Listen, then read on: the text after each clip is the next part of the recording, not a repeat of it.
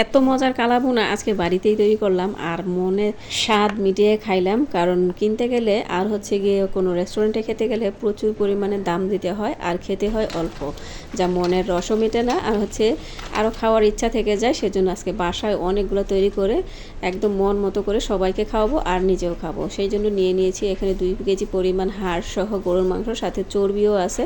এগুলো আমি piece piece করে কেটে নিচ্ছি। আর সামনেই কিন্তু কুরবানির মাংস চলে আসবে, এই মাংস দিয়ে কিন্তু অনেক পরিমাণ নিয়ে রান্না করতে পারবেন সবাই।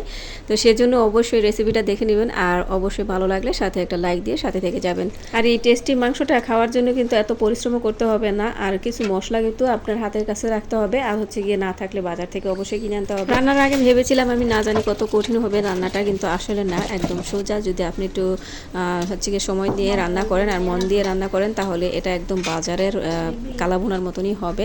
তো এখানে পেঁয়াজ বেরেস্তা করে নিচ্ছি, পেঁয়াজ বেরেস্তাগুলো সুন্দর করে নিলাম। পোড়া পোড়া করলে কিন্তু তিতা লাগবে, সেজন্য মোচমোচা করে আমি এই যে ভেজে নিলাম হালকা বাদামি করে। ভাজার পরে এখানে তেল থেকে উঠিয়ে রাখলাম, আর এই তেল দিয়ে কিন্তু আমি মাংসটা রান্না করব। এই তেলটা থাকলো কড়াইয়ে, আর এই যে আমি হচ্ছে গিয়ে পেঁয়াজ বেরেস্তাগুলো ঠান্ডা হতে দিলাম। এরপরে মাংসগুলো কিন্তু ধুয়ে নিয়েছি, ধুয়ে নেওয়ার পরে একটা কড়াই নিয়েছি।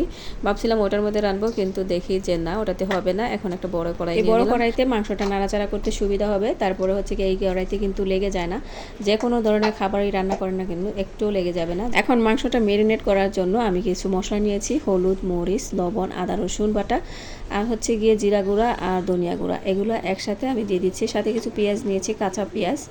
তো সবগুলো মশলা আমি একসাথে দিয়ে দিলাম। আর এখানে গরম মশলার মধ্যে আছে যে বেসিক যে মশলাগুলো আছে, হচ্ছে গিয়ে লং, তেজপাতা, এলাচ, ওগুলা দিয়ে এখন মাংসটাকে আমি ভালো করে মাখবো। এখন মাংস আর মশলাটা এমন সুন্দর করে একটা মাখা দিতে হবে, চটকে চটকে, কোনো খুব সময় নিয়ে আপনাকে এই কাজটা করতে হবে। এই মাখার মধ্যেও কিন্তু অনেকটা টেস্ট নির্ভর করে অবশ্যই, সেজন্য খেয়াল করে সুন্দর করে মশলা আর মাংসটা একাকার করে একদম চটকে চটকে সম্পূর্ণটা মেখে নেবেন। তারপরে মেখে নেওয়ার পরে আমি রেখে দিব আধা ঘন্টা। আর এখন কোনো পানি ব্যবহার করব না, আস্তে আস্তে জাল দিব। আর জাল দেওয়ার প্রথমে কিন্তু জালটা হাই হিট করে দিব, এরপর একটু জাল কমিয়ে দিব।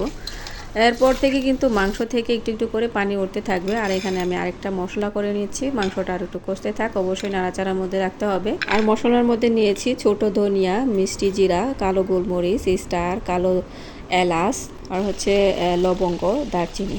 আর এগুলো রেখে দিলাম, একটু ভাজা করতে হবে। আর এখানে সামান্য একটু পানি দিয়েছি, অল্প একদম দিয়ে, তারপর ওটাও কষতে দিলাম। আর এখানেও মশলাটা আমি ভেজে নিচ্ছি, ভেজে তারপরে ব্লেন্ডারে গুঁড়া করে নিয়েছি। আর এর মধ্যে একটু লেবুর রস দিয়ে দিলে কালারটা কিন্তু আরও সুন্দর আসবে, সেজন্য সামান্য একটু লেবুর রস দিয়ে দিলাম। আর খেতেও কিন্তু অনেক টেস্টি হবে। তারপর আমার মাংসটা কিন্তু প্রায় হয়ে গেছে, আর মশলাটা কিন্তু দিয়ে দিলাম। এখন এটাকে আবার বাগার দিতে হবে, আর মশলাগুলো দিয়ে একটু নেড়ে চেড়ে হালকা করে অবশ্যই একটু ঢেকে দিবেন, যেন মিষ্টি গন্ধটা মাংসের মধ্যেই ঢুকে থাকে।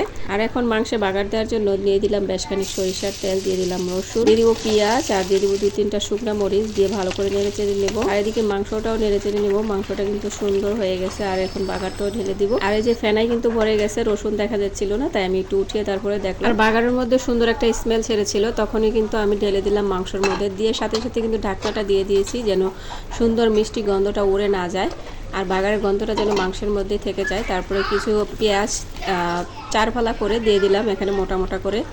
এগুলো খাওয়ার সময় একটু মুখে লাগবে, ভালো লাগবে। তারপরে নেড়েছি কিন্তু আমি নামিয়ে নিব। আর দেখেন কি সুন্দর কালার, আর খেতেও কিন্তু দারুণ টেস্ট হয়েছে। আর এত সোজা কালো ভুনাটি আপনি ইচ্ছে করলে বাসায় তৈরি করতে পারেন। কুরবানি চলে আসছে, অবশ্যই একবার এবং পুরো ট্রাই করে দেখবেন কুরবানির মাংস দিয়ে।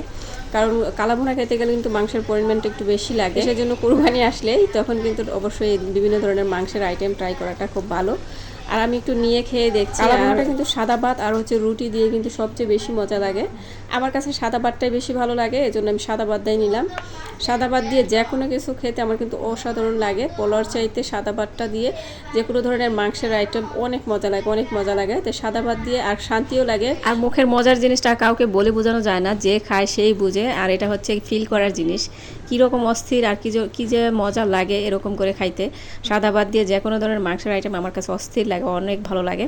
তো আজকের ভিডিও আমার এই পর্যন্ত, যদি ভালো লাগে থাকে অবশ্যই একটা লাইক দিতে বলবেন না। আর দেখা হবে আবার নতুন কোনো ভিডিওতে, ততদিন পর্যন্ত ভালো থাকুন, সুস্থ থাকুন। আসসালামু আলাইকুম, আল্লাহ হাফেজ।